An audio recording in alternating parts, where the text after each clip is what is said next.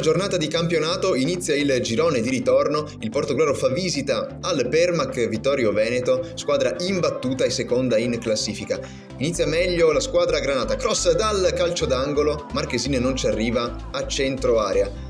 Svolta del match al 20°, Sordon cade in area, contatto molto lieve qui con Vittoria Gavandiaie, indica il dischetto. Suvilla dal calcio di rigore trasforma 1-0, sesto gol in campionato per la classe 99, sblocca il risultato. Rivediamo dalla camera retroporta il lieve contatto di Gava e Sordon che si incrociano. 26°, pallone in profondità, Tomio ci prova, Fontana in due tempi le nega il gol. 28°, Tollardo la sua discesa sulla sinistra, poi il traversone in mezzo e De Villa viene anticipata. Arriviamo così alla mezz'ora, calcio di punizione di Marchesini dal vertice dell'area, il suo sinistro si spegne fuori.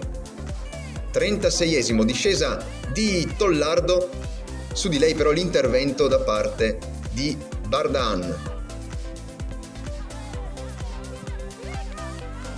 Al 40° però arriva il raddoppio del Vittorio Veneto, ancora con Suvilla, lanciata in profondità, per lei è il settimo gol in campionato e gara che sembra indirizzarsi verso la squadra di mister Cipriani con il sinistro. Suvilla non dà scampo a Fontana, passa un minuto, cross di Lucchetta, arriva Tollardo in mezzo all'area, non può farci nulla a Daronc, il Portogallo accorcia le distanze con il terzo gol della classe 2007, Rapace in mezzo all'area, perfetto il cross di Lucchetta e la zampata di Tollardo in rete. Termina così il primo tempo sul risultato di 2-1, partita riaperta, e con le immagini di Gabriele Zoia andiamo nella ripresa. 10° minuto, il cross di Marchesin a cercare Tollardo, la sua deviazione non inquadra lo specchio. Al 16° non è presente nelle immagini una grandissima occasione per Piovesan, tutta sola davanti a Daronc che le nega il gol.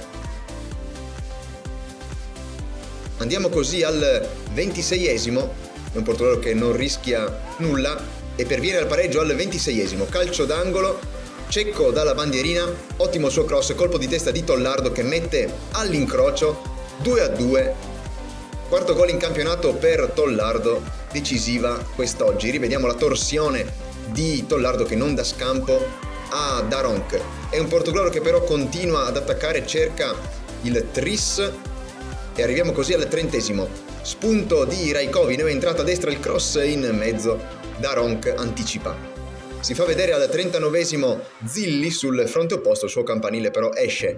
43°, in profondità, Cecco a cercare Rajkovic, determinante la chiusura di Daronc in uscita e passa un minuto dal calcio d'angolo. La palla arriva sul secondo palo a Gava, palombella simile a quella che aveva punito la triestina, stavolta sfera di un soffio alta sopra la traversa.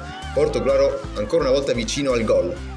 46°, ci prova Kodarin, la palla arriva a Cecco con l'interno destro, non riesce a essere precisa. Cecco comunque autrice di una partita volenterosa. E al 40° Tollardo tutta sola in area e l'intervento della difesa vittoriese è determinante da parte di Fattorel che toglie il pallone a Tollardo al momento del tiro. Insomma è un gran porto che termina 2-2, una bella partita. Un saluto da Dede Gasparotto.